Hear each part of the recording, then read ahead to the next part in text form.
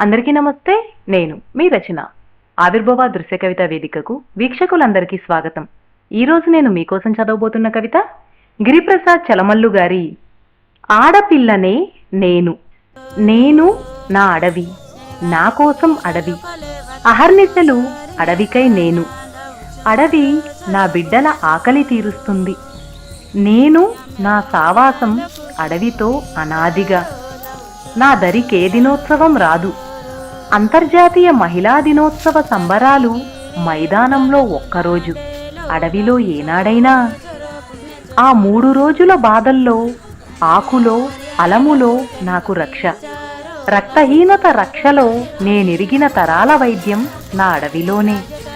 అక్షరమెరుగని నేను, సూదిమందు ఎరుగని నేను, పుట్టుక నుండి చావుదాకా వృక్షశాస్త్రం జంతుశాస్త్రం నేర్పింది అడవియే. నిప్పు పుట్టించింది నేనే.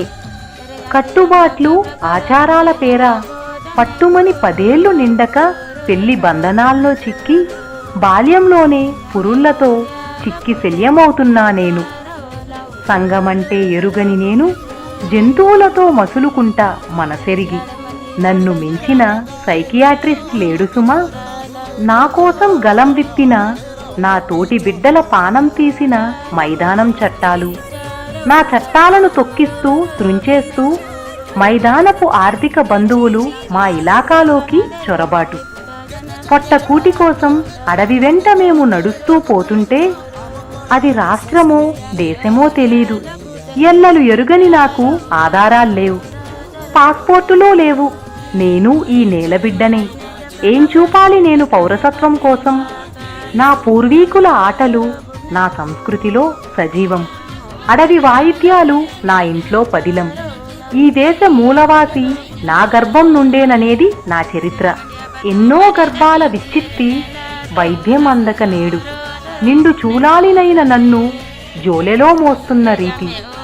ఎన్ని మహిళా దినోత్సవాలు జరిగినా నా గూడాల్లో నా బతుకుల్లో వెలుగులు నింపలేవు.